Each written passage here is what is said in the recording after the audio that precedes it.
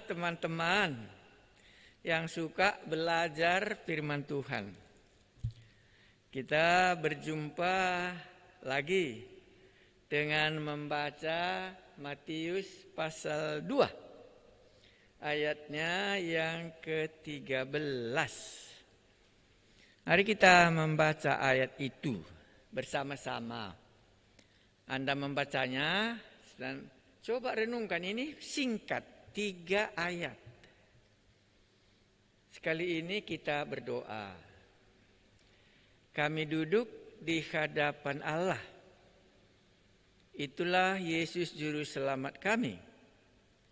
Pimpinlah kami waktu kami merenungkan bagian firman-Mu tentang apa yang Allah kerjakan, supaya kami dapat mengertinya dan iman kami pun bertambah. Dalam nama Tuhan Yesus kami berdoa. Amin. Ngerti doanya tadi? Nanti besok ada pengkhotbah, Anda dengarkan apa doanya. Apa tadi isi doa yang sangat Anda berkesan? Ini waktu aku doakan tadi, enggak sama dengan doa Anda. Makanya sesudah aku selesai berdoa, aku tanya Anda, apa kesan Anda dalam doa tadi yang ku minta sama Tuhan? Nah, inilah otomatisnya setan bekerja. Langsung ditutupinya kita. Lupa kita apa yang kita minta. Pasti satu yang ku minta tadi, supaya iman kami ditambahkan kalau membaca firman ini. Nah, jadi besok pengkhotbah Anda dengar apa isi doanya. Ya, jadi kalau dalam bahasa Inggris seringkali dikatakan no meaning katanya ya. Pokoknya sudah dibilang gitu. Itu enggak boleh pengkhotbah. Isi doanya itu harus clear. Ya, tadi kan doaku cuma satu kan? Dengan melalui membaca firman-Mu ini. Apa yang Tuhan buat supaya menambah iman kami. Iya. Nanti besok Anda belajar lagi ya. Nah, supaya kita kalau kita sebagai pengkhotbah tahu kita apa yang sedang kukatakan. Nah ya, jadi tadi doaku satu. Kalau kami membaca firman-Mu supaya melihat apa yang Tuhan buat dahulu. Dan boleh menambah iman kami. Kan pendek kan? Tapi itu cuma yang aku minta kalau belajar firman Tuhan. Supaya iman kita apa? Tambah. Karena iman bertumbuh. Karena mendengar firman Tuhan tentang Yesus Kristus Juru Selamat. Ya, jadi kalau pengkhotbah nggak tahu apa yang dimintanya, ya nggak bisa jelas nanti apa yang mau disampaikannya. Iya, mari kita baca. Sudah bisa ya, inilah yang pertama kalau kita belajar. Kalau sudah ini malam kelima, inilah baru pertama kita berdoa. Ingat? Sengaja saya tidak berdoa minggu lalu. Kemarin juga tidak. Tapi malam ini karena kita sama-sama mau belajar bagaimana pengkhotbah itu berdoa, itu maka saya berdoa. Bukan harus berdoa kalau mau khotbah. Bukan harus. Bisa kita langsung firman Tuhan kita baca. Kalau itu yang pas, nggak perlu kita Tauratnya kuat kali. Kalau mau khotbah harus berdoa, tidak. Ya, karena Anda sudah berdoa waktu mempersiapkan ini dan apa yang mau disampaikan daripadanya. Iya. Dan juga nggak perlu panjang-panjang kali. Ya, sekarang saya tambahkan sedikit. Seringkali kalau saya berkhotbah, saya dengar puji-pujian itu pertamanya. Terlalu panjang dan bertele-tele. Lantas jemaat sudah letih. Baru masuk lagi pendetanya khotbah. Khotbahnya juga bertele-tele, panjang sekali entah kemana kemari. Baru khotbah dia, sudah enak kali jemaat semua Amin Pak, teruskan katanya. Enggak ada lagi energi, semangatnya. Karena semua ditaburkan, enak untuk didengar, tapi tidak enak untuk imannya. Akhirnya di gereja lah paling banyak orang ngantuk. Kalau di biskop kan enggak ada orang ngantuk kan. Ya kalau di gereja ngantuk dia. Karena sifat pengkhotbahnya tadi enggak jelas apa yang mau disampaikannya. Mungkin Anda mungkin tidak mengerti itu. Minggu pertama kita 3 kali kelas saya tidak berdoa. Penutup saya berdoa. Kemarin saya tidak doa. Tapi malam ini saya mau mengajar bagaimana membuat doa kalau kita khotbah. Karena yang kita mau sampaikan kan firman Tuhan. Jangan nanti habis di dalam doa kita waktu dan energi orang yang sudah sepanjang hari dia capek. Sampai lagi dicapeki lagi. Nah, itulah membuatnya enggak ada lagi energinya untuk bangkit. Iya, itulah salah satu. Mari kita baca kalau itu sudah Anda tahu. Kan Anda tidak dengar doanya tadi kan? Maksudnya apa tadi isi doaku? Pikir. Iya, kalau aku pun enggak tahu apa yang ku minta, apalagi jemaat. Jadi kalau boleh doa khotbah itu jangan panjang. Apa yang Anda mau minta dalam doa ini? Itu aja minta. Lantas tutup, amin. Baru kita khotbah pembukaan. Kan gitu ya, cara berkhotbah kan kita bilang ada pembukaannya ya. Nah, jadi inilah pembukaannya. Mari kita baca.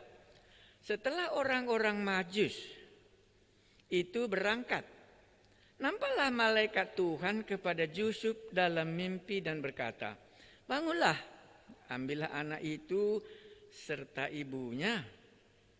Larikanlah ke Mesir dan tinggallah di sana sampai aku berfirman kepadamu. Karena Herodes akan mencari anak itu untuk membunuhnya. Maka Yusuf pun bangunlah, diambilnya anak itu serta ibunya malam itu juga. Lalu menyingkiri ke Mesir. Dan tinggallah di sana hingga Herodes mati. Hal itu terjadi supaya genaplah yang difirmankan Tuhan oleh Nabi. Dari Mesir kupanggil anakku. Apa yang bisa kuambil dari pembahasan ini? Itu pertama kita ambil waktu kita menafsirkannya. Atau yang kedua, apa yang kusukai dalam bagian ayat ini? Saya baca sekali lagi, nah Anda perhatikan. Setelah orang-orang Majus itu berangkat, nampaklah malaikat Tuhan kepada Yusuf dalam mimpi dan berkata, bangunlah, ambillah anak itu serta ibunya, larilah ke Mesir, dan tinggallah di sana sampai aku berfirman kepadamu. Karena Herodes akan mencari anak itu untuk membunuh dia. Maka Yusuf pun bangunlah, diambilnya anak itu serta ibunya malam itu juga. Lalu menyingkir ke Mesir. Dan tinggal di sana hingga Herodes mati. Dan hal itu terjadi supaya genaplah yang difirmankan Tuhan oleh Nabi, dari Mesir kupanggil anakku. Apa yang Anda mau bagikan dalam cerita ini? Satu, supaya jangan payah ya. Dalam masanya Yusuf, waktu dia memikirkan menceraikan Maria, juga dipimpin oleh Tuhan ya. Iya kan? Janganlah kau takut ya, dipimpin oleh Tuhan ya. Ya. Jadi rupanya dalam bagian ini juga pun Tuhan masih juga memimpin dia. Sesudah anak lahir, sesudah Yesus lahir, itu pun Yusuf masih dipimpin oleh Tuhan. Kenapa dipimpin oleh Tuhan? Karena waktu tadi dia singgah di Yerusalem, kan di situ kita ceritanya 2 ya. Waktu dia singgah di Yerusalem, diceritakannya mengenai raja yang akan lahir itu kepada Raja Herodes. Dan dia sangka Raja Herodes ini orang yang sangat jujur, diceritakannya semua. Nah, rupanya Herodes ini orang yang jahat. Gitu. Nah, kalau ini aku berhenti khotbah, apa bisa aku buat aplikasinya? Pasti Anda akan katakan, pernah dia dipimpin, dan waktu dia ditipu orang lain pun dipimpin lagi, supaya jangan sampai tangan Herodes mengambil Yesus yang baru lahir. Jadi rupanya pimpinan Allah bagi Yusuf tidak berakhir sekali saja. Karena apa yang sudah dimulai oleh Allah, dan dia mau melanjutkannya seterusnya. Seandainya di sinilah aku berhenti berkhotbah. Jadi kalau pernah kita dipimpin oleh Allah, maka haruslah kita lanjutkan pimpinan Allah yang pernah kita alami. Tidak boleh kita melalaikannya. Kalau dia melalaikannya, maka anak itu akan sampai ke tangan Raja Herodes. Anak-anak Allah dipimpin oleh Allah. Bagaimanapun jahatnya Herodes, tetapi anak-anak Allah tidak bisa dikalahkan. Akan keluar dia daripada kepalsuan, penipuan Raja Herodes yang sangat rapi dibuatnya. Karena kan ini Yusuf kan mau kembali nanti lewat Yerusalem, baru dia pulang ke daerah Nazaret. Makanya malam itu dia harus dipimpin, karena apa yang dicakapkan antara Yusuf dengan apa yang dicakapkan dengan orang Majus, tahu dia. Ini kan orang Majus yang memberitakan bagaimana kelahiran Yesus ya. Iya, nanti dapatnya ini gitu. Jadi orang itulah harus dipimpin. Yusuf langsung. Apalagi dikatakannya dalam ayat berapa itu? Ayat 14 ya. Malam itu juga. Jadi kalau saya mau menekankan pimpinan Tuhan tadi, pimpinan Tuhan itu tidak boleh ditunggu-tunggu. Oh, di manalah di dalam Alkitab ada orang dipimpin Tuhan? Kupikir ya. Ya. Oh, waktu menyeberangi Sungai Yordan ya. Masukkan kakimu katanya ya. Begitu dimasukkannya, baru keringlah Sungai Yordan itu. Iya, makanya malam itu dia dipimpin oleh Allah. Dan dia mengambil anak itu pergi ke Mesir. Ya, jadi saya mau masih membicarakan soal pimpinan Allah bagi anak-anaknya. Yang kedua, saya ingat kali, ini kan baru lahir Yesus ya. Dan dia itu kan orang benar ya.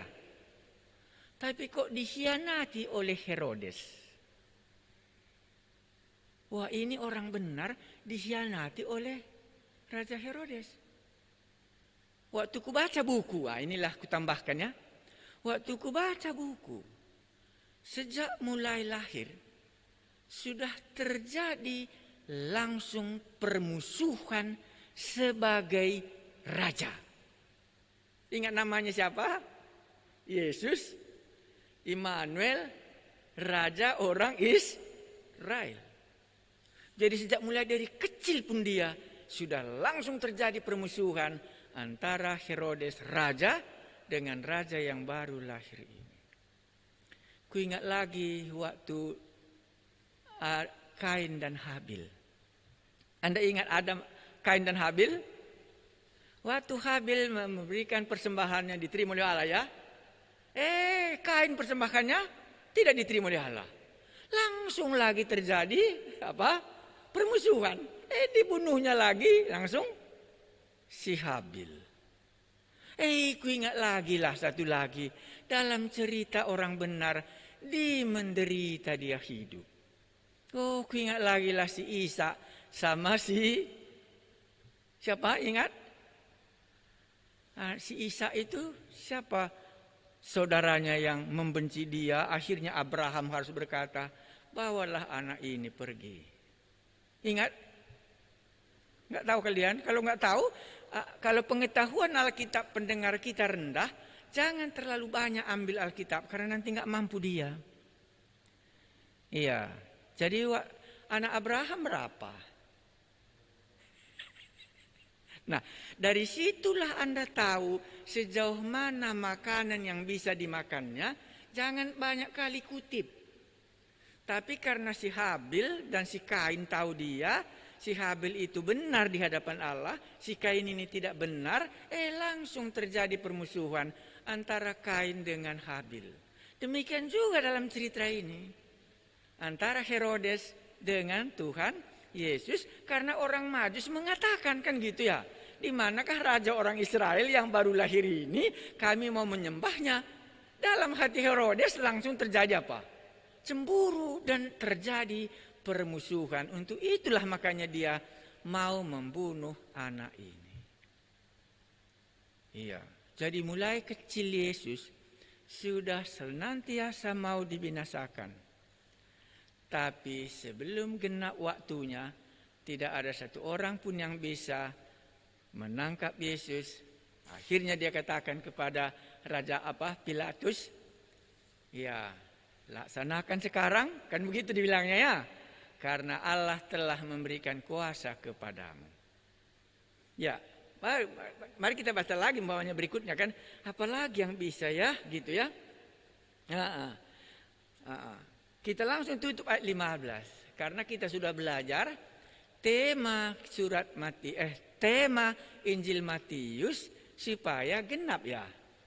Karena itu aku mau tutup ayat 15. Dan tinggallah di sana hingga Herodes mati. Ini apa yang bisa kita uraikan? Dan tinggallah di sana, di Mesir maksudnya ya. Dan tinggallah di sana hingga Herodes mati.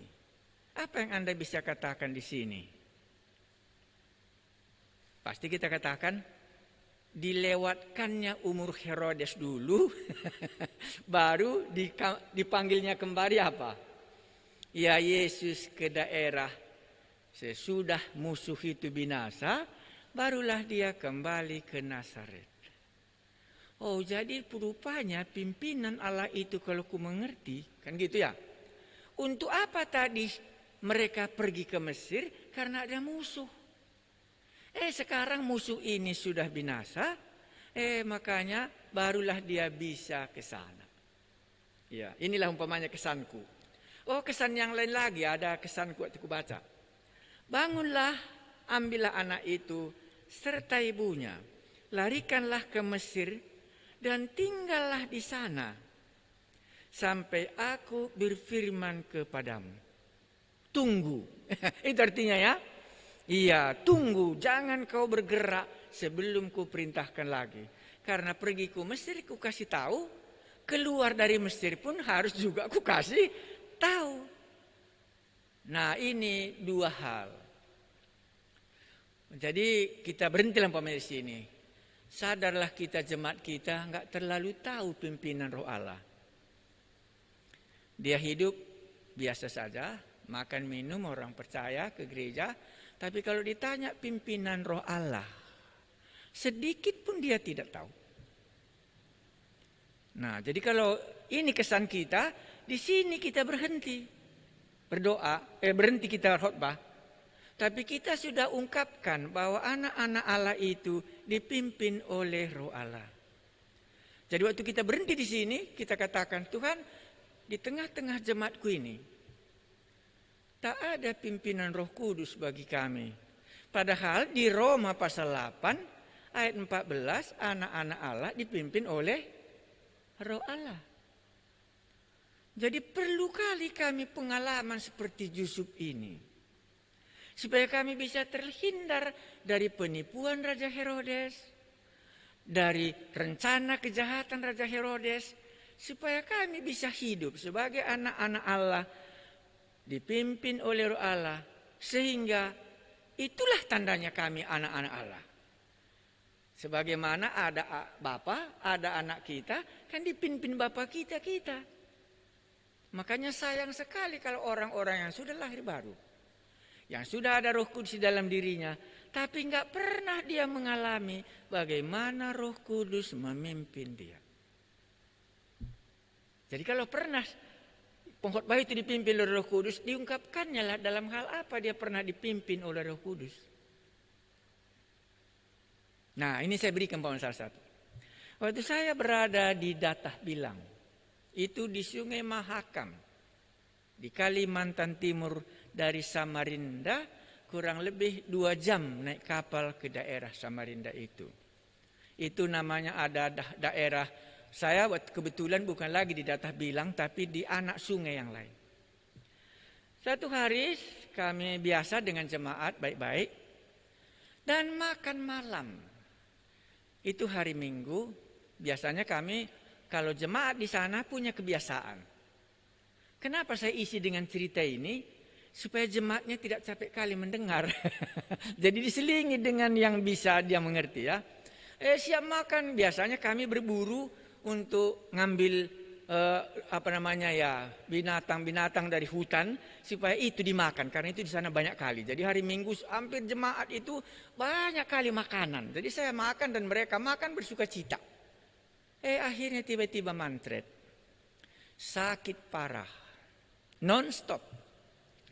Dan waktu itulah saya diingatkan, ini kan sudah masuk pimpinan Tuhan ya. Diingatkan kembali bahwa mula-mula pertobatan saya harus khotbah ke Tanah Karo. Tapi saking senangnya saya di daerah orang Dayak ini, sudah lengket hatiku tinggal di sana untuk terus menjadi gembala mereka. Jadi melalui sakit ini, Tuhan memimpin saya kembali pulang ke Tanah Karo. Ya. Kan singkat ya. Nah, inilah pimpinan Roh Kudus bagi saya. Melalui sakit baru saya bisa sampai di Tanah Karo. Kalau saya tidak sakit, penginjilan jalan jam 5 pagi-pagi sudah kebaktian, ratusan. Iya, dan semua jemaat itu bagus.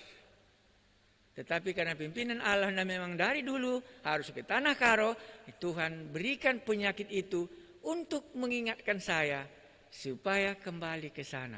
Ini melalui malaikat ya. Nah, tapi ini melalui pengalaman hidup, Roh Allah memimpin sampai kepada tujuannya.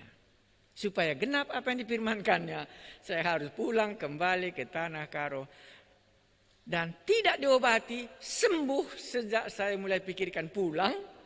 Ya, dan langsung bisa terjadi pimpinan Allah pulang. Itu enggak sangkut-sangkut lagi di mana.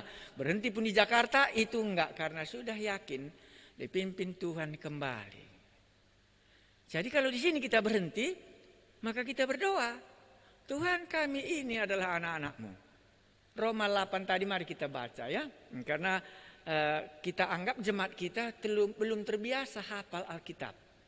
Roma 8 ayat 14 ya. Ya, Roma 8 ayat 14. Karena di dalam hati kita, sekali ini aku berdoa supaya Roh Kudus turun atas jemaatku, dan jemaatku ini dipimpin oleh Roh Allah. Masa gembalanya saja dipimpin oleh Allah? Tidak benar. Karena semua anak-anak Allah dipimpin oleh Roh Allah. Saya baca. 14. Semua orang yang dipimpin Roh Allah adalah anak Allah. Jadi tandanya ada Roh Allah sama kita, dia salah satu pekerjaannya memimpin kita. Nah, makanya kalau ada yang di tengah-tengah jemaat itu pernah dia mengalami pimpinan Roh Kudus dalam hidupnya, kalau ditampilkan kesaksiannya, maka dipadukanlah. Sebagaimana Yusuf dipimpin oleh malaikat, supaya dia melarikan anak ini ke Mesir. Dan dia harus tunggu di Mesir sampai Tuhan kembali memanggil dia. Dan sesudah Raja Herodes mati, barulah kembali. Nah, jadi pimpinan Allah tidak boleh atas kehendak sendiri. Sudah pergi ke Mesir, sekarang balik lagi langsung balik. Harus ditunggu. Iya, makanya mungkin Anda ingat 2 tahun kami bertahan. Pergi diperintahkan, tapi pulang belum ada perintah. Jadi harus ditunggu sampai ada perintah. Ada perintah pergi, ada perintah pulang. Maka dikatakannya tadi di sini apa? larilah ke Mesir dan tinggallah di sana sampai aku berfirman kepadamu. Jadi pergi diperintahkan, pulang pun diperintahkan. Baru dikatakan di 15, dan tinggal di sana hingga Herodes mati. Oh, sudah lenyap musuh ya. Jadi bisalah pulang ke sana. Ini kondisi. Yang mau membunuh anak tadi sudah mati, ya berarti bisalah dia pulang ya. Oke. Hal itu terjadi supaya genaplah yang difirmankan Tuhan oleh Nabi. Dari Mesir kupanggil anakku. Aku tambah lagi dalam otakku ini karena sudah tahu sedikit Alkitab ya. Apa sebenarnya Mesir ya? Ya kan? Apa sebenarnya Mesir? Oh, Mesir itu Yusuf pernah ke Mesir kan gitu ceritanya ya. Oh, 400 tahun mereka di sana. Oh, jadi apa lagi? Ya berarti ada kemungkinannya orang Israel tinggal di Mesir. Jadi waktu Yusuf ke Mesir ada menjadi sahabatnya di sana. Apalagi Mesir? Oh, si perbudakan. Diambillah mereka dari Mesir dibawa ke tanah Kanaan. Ke sana Yesus. Dan di sini menggenapkan, aku akan memanggil anakku dari Mesir. Supaya genap hal itu, maka dia pergi. Begitu di sini ya? Ya. Oh, berarti apa yang terjadi? Baik bagi Yusuf, kan begitu ya? Baik Raja Herodes, begitu ya? Baik pun mengenai tempat tinggal kita ya, mengenai Mesir itu kan tempat tinggal ya. Oh, semuanya ini akan menggenapkan apa yang Tuhan sudah rencanakan. Maka tempat tinggal kita nggak sembarangan kita tinggal kan begitu ya. Oh, ini tempat tinggalku ini Tuhan daripadamu kah? Jangan-jangan nanti nggak di sini aku harus tinggal, nggak berguna hidupku. Kan begitu ya. Makanya tadi nggak bisa aku katakan di mana saja kan bisa aku mengabarkan Injil. Ngapain aku harus ke daerah ini? Kan itu hak, itu kan kita katakannya. Tapi kalau Tuhan katakan ke sana, maka kita harus pergi ke sana. Nah, kita tutuplah khotbah kita. Tuhan, kami merindukan pimpinanmu. Sebagai Yusuf dan Maria, engkau pimpin dia dalam situasi yang gawat pun. Kan gawat ini situasinya. Kalau dia nggak dipimpin kan dibunuh Herodes ya. Karena tadi sudah diceritakan orang Majus semua. Di mana Yesus lahir. Kan begitu ya. Sesuai dengan ini katanya semua ya. Pergilah ke Bethlehem katanya. Barulah dari Bethlehem dilarikan Yusuflah anak ini ke Mesir. Selamatlah dia. Jadi rupanya pimpinan Allah itu supaya kita lepas dari apa? Lepas dari kejahatan Herodes ya. Itu yang paling jelas di sini ya. Menghindari bahaya yang sedang. Tetapi pimpinan Allah itu juga bukan selamanya itu. Supaya terjadi juga keselamatan kepada orang lain. Cukuplah. Jadi kalau ini kita berhenti, maka satu poin kita angkatkan adalah apa? Tuhan pimpinlah jemaatku ini. Gak pernah dia mengetahui bagaimana sebagai anak-anak Allah dipimpin. Tapi sebagai anak bapa, sebagai anak ibu, gak pernah saya dibiarkan ibuku kalau salah perjalananku. Bapakku sendiri pun mengarahkan jalanku. Apalagi Bapakku yang di sorga. Makanya dikatakannya tadi anak-anak Allah dipimpin oleh Roh Allah. Jadi Roh Allah yang ada di dalam kita ini ya untuk memimpinlah. Nah, berhenti kita karena mau kita khotbah tadi kan cuma 20 menit kan. Nah, di sini tutuplah. Dan iman kita mulai bertumbuh. Nanti kita dengar anak-anak kita, jemaat kita, yang mendengarkan khotbah kita, dia punya pengalaman dipimpin oleh Roh Allah. Dengan pimpinan Roh Allah itu membuat kita semakin yakin bahwa dia adalah anak-anak Allah. Iya. Cukup? Nggak ada yang ditanyakan, kita langsung bagian khotbah yang kedua. Karena singkat-singkat ya, kan belajar. Ini lagi yang kedua. Ketika Herodes tahu, ini cerita yang berikutnya, bahwa ia telah diperdayakan oleh orang-orang Majus itu. Karena orang Majus kalau dibaca di ayat 12 kan Enggak di situ dilewat ya. Ya kan baca 12 kan tahu ya. Orang Majusi itu lari dari jalan lainnya. Dia tidak kembali ke Yerusalem. Ayat 16. Ketika Herodes tahu bahwa ia telah diperdayakan oleh orang-orang Majusi itu, ia sangat marah. Lalu ia menyuruh membunuh semua anak di Bethlehem ya, karena di situ Yesus lahir ya. Dan sekitarnya, yaitu anak-anak yang berumur 2 tahun ke bawah, sesuai dengan waktu yang dapat diketahuinya dari orang-orang Majusi itu. Jadi orang Majusi inilah sebenarnya membukakan rahasia kelahiran Yesus kepada kerajaan Herodes. Kalau itu terlalu payah jangan disebut. Karena ini kan sudah mulai agak payah kalau itu kubilang ya.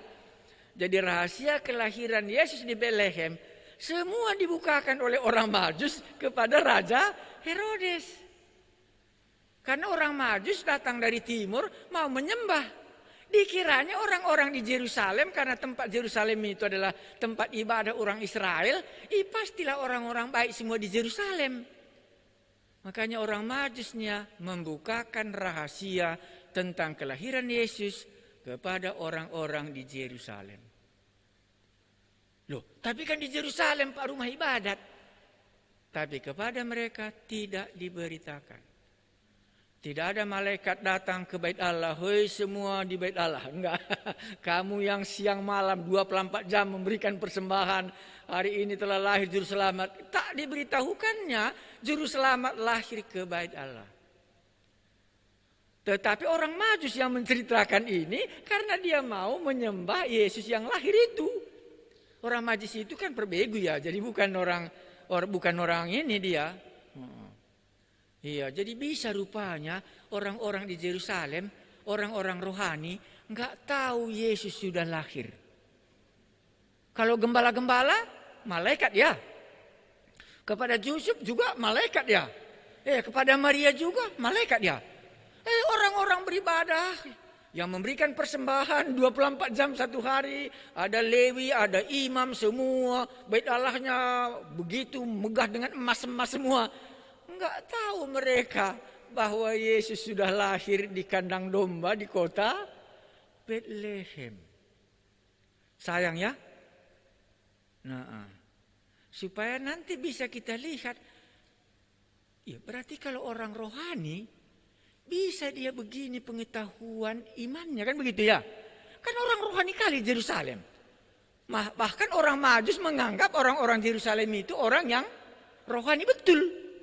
Dari sini ceritanya. Raja Herodes dan sekitarnya itu imam-imam kepala. Apa namanya tadi yang menyelidiki kitab suci kan gitu ya. Rupanya semuanya tak ada lagi orang rohani di dalamnya. Sehingga bisa kita katakan jangan anggap gereja ini orang rohani di dalamnya. Yang ada di dalamnya Herodes. Yang bermanis mulut ya gitu ya. Aku pun mau menyembah katanya, tapi dia nggak mau kan begitu di sini makanya. Karena dia sudah ditipu oleh orang Majus, marahlah dia. Karena dia raja. Diharapkannya kali orang Majus itu dapat nanti pikirnya. Datang lagi mimpi kepada orang Majus, jangan kau pergi ke Yerusalem. Karena Raja Herodes mau membunuh anak itu. Terhindar lagi. Wah, jadi orang penipu bagaimana? Ditipu lagi kan begitu. Wah, jadi berhentilah kita menipu sebelum kita apa? Sebelum kita ditipu oleh orang lain. Iya, makanya marah kali si raja ini kan begitu ceritanya ini. Ketika Herodes tahu bahwa ia telah diperdayakan oleh orang-orang Majusi itu sebagai orang besar, ia sangat marah. Lalu ia menyuruh membunuh semua anak di Bethlehem dan sekitarnya, yaitu anak-anak yang berumur 2 tahun ke bawah, sesuai dengan waktu yang dapat diketahuinya dari orang-orang Majusi ini. Berarti sudah 2 tahun orang Majusi itu singgah di Yerusalem. Jadi hitung-hitung 2 tahun. Kalau begitu semua bayi di sekitar itu, kan begitu ini. Karena tadi Bethlehem kan gitu ya dari kitab Mika ya. Pasti di situ lah bunuh semua. Rupanya sudah lari Yesus kemana? Ke Mesir. Nggak ada lagi dapatnya. Baik, 17. Dengan demikian genaplah firman yang disampaikan oleh Nabi Yeremia. Terdengarlah suara di Rama tangis dan ratap yang amat sedih. Rahel menangisi anak-anaknya dan ia tidak mau dihibur sebab mereka tidak ada lagi. Sebagaimana Injil Matius, senang apa saja yang terjadi, dia melihat dari sisi penggenapan yang Tuhan sudah katakan. Itu kan dari sini ya. Jadi dari cerita ini Matius yang kita sudah katakan tadi sebagai orang Lewi, dia belajar perjanjian lama, genap semua. Anak-anak dibunuhi pun di sekitar Bethlehem, sudah dinubuatkan oleh kitab Nabi Yeremia rupanya ya. Iya, ini kan Yeremia ayat 18 ini kan Yeremia 31 itu ya, ayat 15. Iya. Loh, jadi kalau memang ini terjadi, bagaimana? Kan gitu ya. Kok yang jahat pun terjadi? Kenapa enggak dilindungi anak-anak yang tidak berdosa tadi? Herodes, taruhlah ya Herodes jahat kan begitu ya. Tapi kenapa anak-anak yang di sekitar Bethlehem ini dan di sekitarnya ini kok dibunuhi semua umur 2 tahun ke bawah? Tetapi Matius bukan itu yang mau dikatakannya. Ini juga terjadi. Makanya dari sisi sejarah, ini udah anak agak tingkat khotbahnya sedikit ya supaya Anda tahu. Dari sisi fakta sejarah, dari sisi kabar dunia ini, tidaklah salah bahwa Injil ini ada fakta kebenarannya. Yesus lahir di Bethlehem karena anak-anak mereka dibunuh pada zaman itu. Sejarah Kekaisaran Romawi mencatat ini. Dan Matius sebagai penulisnya mengungkapkannya. Kalau begitu, apa saya ambil implikasinya? Apa saya buat untuk bisa dibawa jemaatku pulang? Yang jahat pun genap juga kah? Genap ya. Yang selamat pun genap juga. Maka aku tutup dengan Roma berapa itu? Roma 6 ayat berapa? Roma 6 kan itu dalam renungan kita itu. Dalam renungan yang kubuat itu kan Roma 6 ayat 23 aku tutup kurasa ya. Coba kita lihat Roma 6 ayat 23. Roma 6 ayat 23. Apa di dalam Roma itu? Karena ini Paulus ya. Ada 2 di sini yang mau dikatakan oleh Paulus. Ayat 23. Saya baca. Sebab upah dosa ialah maut. Itulah 1. Jadi kenapa anak-anak itu mati? Ya, upah dosa adalah maut. Itu sudah menjadi bagiannya. Jadi kematian anak-anak itu bukan karena Herodes jahat. Tetapi karena dia sudah berbuat dosa. Upah dosa adalah maut. Tetapi kasih karunia Allah hidup yang kekal dalam Kristus Yesus Tuhan kita. Maka di sini ada 2. Kejahatan Herodes untuk membuat anak-anak ini tadi mati. Tetapi yang kedua kasih karunia. Itulah Yesus lepas dari tangan Raja Herodes. Jadi bagi kita hari ini juga 2. Bisa kita pilih seperti Herodes. Melampiaskan amarah kita semua. Melampiaskan menipu. Lantas dia ditipu orang. Karena ini harus kita ungkapkan. Yang menipu akan ditipu. Tunggu tanggal mainnya itu pasti terjadi. Karena ini yang diceritakan oleh kitab. Herodes kan mau menipu ya. Iya, dia mau menokohi orang Majus yang tulus ini kan. Iya, tapi di orang tulus tadi, semua orang tulus orang ini. Orang Majus pun orang tulus, Yusuf pun orang tulus hati. Tapi semua mereka ini lepas dari tangan penipuannya Raja Herodes. Nah makanya upah dosa adalah ya maut. Berjalanlah. Kan begitu ini ya. Raja Herodes juga berjalan. Ya berjalanlah kan gini. Nah barulah satu lagi kasih karunia pun berjalan juga. Jadi kalau kita memilih kasih karunia di dalam Tuhan Yesus, ya kita memperoleh hidup yang kekal. Tapi kalau kita meneruskan dua gambaran ini, ya itu juga bisa. Makanya Herodes akan matikan tak dia? Sesudah Herodes matikan gitu ya. Maka kembalilah Yesus dari Mesir, dari sanalah kupanggil anakku. Itu juga genap gitu. Jadi kalau di sinilah kututup khotbahku. Apa yang kuharapkan iman jemaatku berhenti? Iman jemaatku tambah. Satu, jangan tiru Herodes, gitu ya. Menipu orang Majus. Jangan lanjutkan marah itu, kan itu di sini ya. Karena marah itu berakhirnya dalam pembunuhan. Ya. Jadi kalau ada di antara kita, kan gitu ya. Sekarang ini Anda sadar menipu orang lain. Sebelum itu terjadi, berhentilah dulu. Supaya jangan nanti waktu Anda ditipu orang lain lagi, Anda marah, dan sesudah itu lebih jahat yang akan terjadi. Lebih baiklah kita sebelum kita ditipu orang lain, berhenti kita seperti Herodes ini. Begitu jujurnya orang Majus, karena mau dia menyembah raja yang lahir itu, tetapi ditipunya orang Majus yang jujur tadi. Dan di dalam hal itulah Tuhan melindungi dia.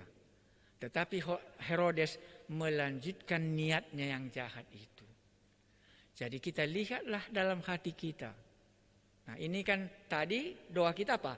Kalau kami mendengarkan firman-Mu supaya iman kami bertambah. Jadi kita akan bertambah iman kita melihat Raja Herodes penipu ini lantas ditipu oleh orang Majus ini, dan sesudah itu dilampiaskannya lah murkanya ini kepada anak-anak yang tidak ada salahnya. Iya, dia ditipu oleh orang Majus karena dia tidak dapat membunuh Yesus. Anak-anak di sekitar itulah dibinasakan. Tetapi dari segi firman Tuhan, dari segi Matius, itu dia tidak menjadi persoalan bagi Matius. Yang dilakukannya itu tahu apa? Untuk menggenapkan apa yang dikatakan oleh Allah. Jadi Matius tidak akan membela Herodes, dan dia tidak akan membela orang Majus, tapi Matius hanya mengungkapkan inilah kebenaran Alkitab. Inilah kebenaran firman Tuhan, apa yang dia sudah katakan, dia akan menggenapkannya. Bagaimana caranya, itu terserah ke dalam tangan Allah sendiri. Maka kemungkinan Nabi Yeremia tidak mengerti ayat ini, penggenapannya nanti waktu Yesus lahir, dan anak-anak di sekitar daerah Bethlehem ini akan dibunuh. Karena Nabi Yeremia mungkin lahir, mungkin itu 600 tahun, hampirlah 650 tahun sebelum Yesus lahir, dia menubuatkan kitab Nabi Yeremia ini. Kalau Nabi Yesaya kemarin berilah namanya Immanuel, itu kurang lebih 800 tahun sebelum Yesus lahir. Jadi mengenai kematian anak-anak di Yerusalem, kematian anak-anak di Bethlehem sudah dinubuatkan oleh kitab Nabi Yeremia ini. Loh, jadi kalau begitu Pak, kita berjalan di bumi ini, ada firman Tuhan yang Anda sedang genapkan. Itulah tadi maka saya pilih Roma 6 ayat 23, upah dosa adalah maut. Itu sedang Anda genapkan. Dan ada juga firman Tuhan yang sedang digenapkan, tapi kasih karunia di dalam Yesus Kristus kita juga digenapkan, memperoleh hidup yang kekal itu juga. Jadi yang mana digenapkan kepada kita? Kalau Matius katakan itu terpilih, itu Andalah yang memilihnya. Tapi ini tidak bisa ditawar dan ini tidak bisa dibatalkan oleh siapapun. Ini pasti akan digenapkan dalam hidup kita masing-masing. Sebagaimana sudah digenapkan bagi anak-anak di daerah Bethlehem dibunuh untuk menggenapkan apa yang dikatakan oleh kitab Nabi Yeremia. Dan sudah digenapkan bagaimana Herodes si penipu sekarang sudah ditipu oleh orang Majus. Sebenarnya bukan orang Majus yang menipu, Allah yang mengatakannya kepada orang Majus, jangan kau pergi lewat siapa? Herodes itu, karena Herodes itu manis di mulut, nanti dia mau membunuh anak ini. Pulanglah dengan jalan lain. Jadi orang-orang yang dipimpin Allah mentaatinya. Dia enggak takut kepada Raja Herodes, tapi dia lebih takut kepada Allah. Sehingga orang Majus pulang dari jalan lain. Panaslah hatinya. Herodes sebagai raja ditipu oleh orang Majus. Nah, jadi kita kembali lagi. Karena sebagai pengkhotbah jangan kita berhenti enggak mengambil kesimpulan. Kesimpulan yang mana kita ambil? Pernahkah kita mengalami pimpinan Tuhan? Kan itu tadi ya, Yusuf itu orang yang dipimpin oleh Roh Allah. Tetapi kalau kita pilih Raja Herodes juga boleh. Menipu orang Majus, tetapi dia dipuji, dia juga ditipu oleh orang Majus. Dan sekarang dia marah dan akibatnya kematian anak-anak di daerah Bethlehem. Dan itu terjadi juga supaya genap yang sudah katakan oleh kitab Nabi Yeremia. Jadi yang mana kita pilih, menggenapkan kita seperti Raja Herodes kah? Atau kita menggenapkan seperti yang dikatakan oleh Roh Allah kepada kita. Anak-anak Allah dipimpin oleh Roh Allah.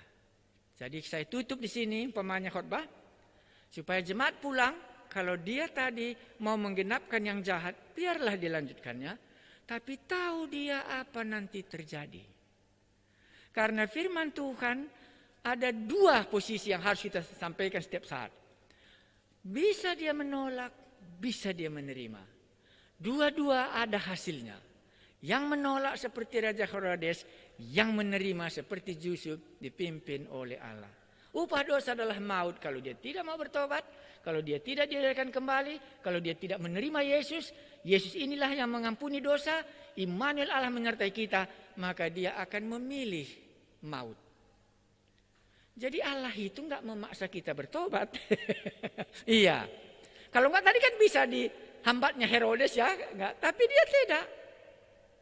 Tetapi Allah kita itu memberikan kebebasan kepada kita. Makanya kepada Yusuf itu jelas ya, berilah namanya Yesus katanya ya. Karena dialah yang mengampuni dosa umatnya katanya. Inilah beri Immanuel namanya ya, supaya Allah menyertai kita. Dan kelihatan Yusuf disertai oleh Allah, tidak sampai anak ini ke tangan siapa? Ke tangan Herodes. Tapi Herodes melanjutkan apa yang jahat di dalam hatinya. Orang Majus ditipunya, sekarang dia ditipu. Jadi bisa kita lihat, oh begini rupanya prosesnya kejahatan itu.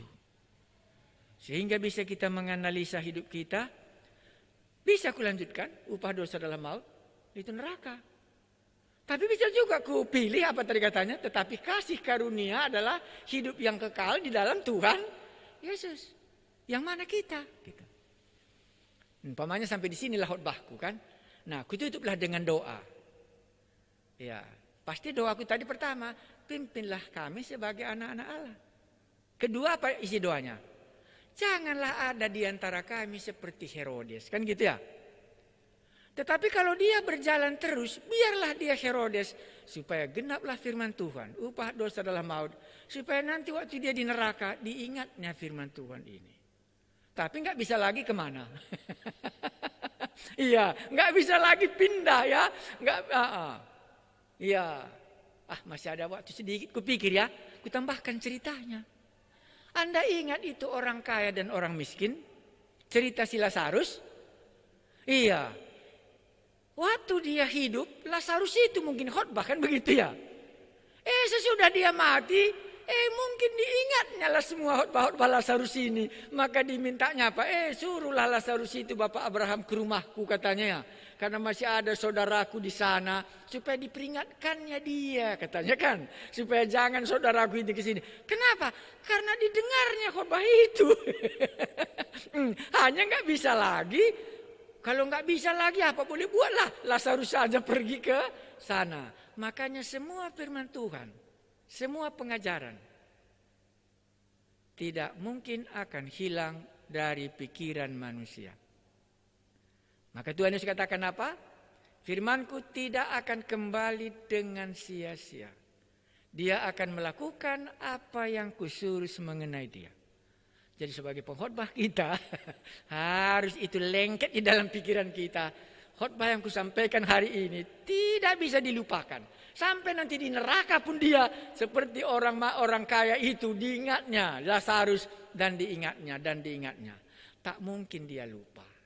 Karena itu kita ajarkan firman Tuhan supaya dia bisa dipimpin oleh Allah dan dia bisa dipimpin seperti Raja Herodes. Oh, berhentilah aku sebelum datang malapetaka. Karena kasih karunia Allah itulah hidup kekal di dalam Tuhan Yesus.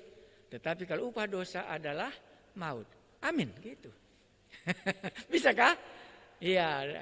Jadi 2 khotbahnya setengah jam ya. 20 menit.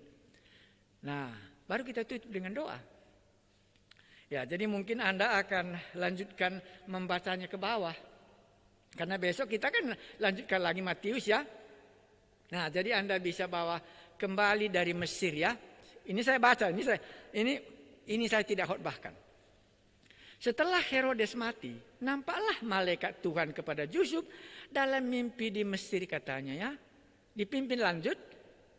Tadi dipimpin ke Mesir, sekarang dari Mesir pun dipimpin. Nah, bangunlah, ambillah anak itu serta ibunya dan berangkat ke tanah Israel. Karena mereka yang hendak membunuh anak itu sudah mati. Itu menggenapkan ayat berapa tadi? Itu menggenapkan ayatnya yang ke 11. Maaf. Ayatnya yang ke 15 ya. Dan tinggallah di sana hingga Herodes mati. Ya, baru dikatakannya tadi, larilah ke Mesir dan tinggallah di sana sampai aku berfirman kepadamu. Ayat 13 ya. Dan di sini Allah berfirman lagi. Kan begitu ya? Bangunlah anak itu, ambillah karena Herodes sudah mati. Lalu Yusuf pun bangunlah, diambillah anak itu serta ibunya dan pergi ke tanah Israel. Tetapi setelah didengarnya bahwa Archelaus menjadi raja di Judea, menggantikan Herodes ayahnya, ia takut ke sana. Karena dinasihati dalam mimpi, pergilah Yusuf ke daerah Galilea. Setibanya di sana, ia pun tinggal di sebuah kota yang bernama Nazaret. Hal itu terjadi supaya genaplah firman yang disampaikan oleh nabi-nabi bahwa ia akan disebut orang Nazaret. Jadi itulah sebabnya Yesus disebut orang Nazaret. Dan dia pergi ke sana. Jadi kalau kita mau melihat pimpinannya, tak pernah pimpinan Allah itu separuh-separuh. Untuk mengetahui pimpinan Allah yang benar, akan dipimpinnya sejak berangkat sampai kepada tujuannya.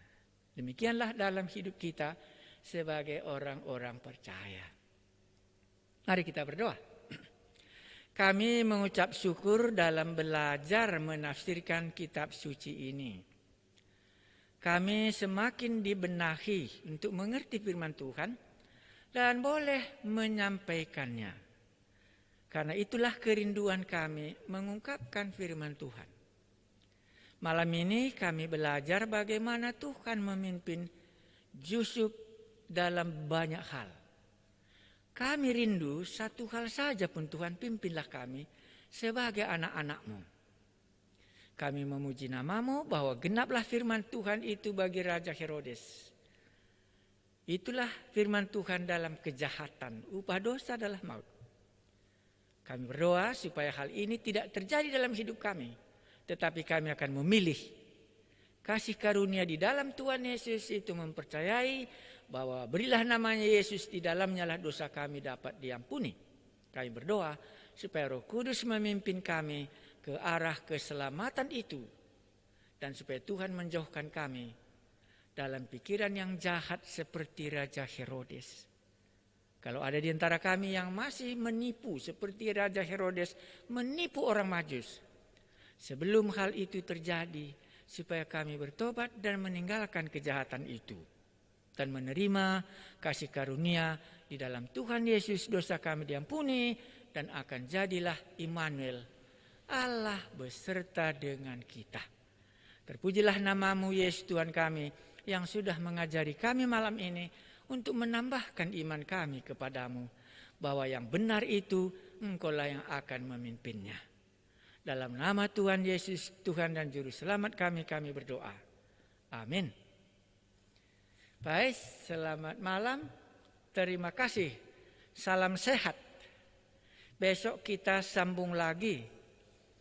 Gurunya ini belum capek, jadi kalau 1 jam itu masih sukacita dia sambil mengerjakan pekerjaan yang lain.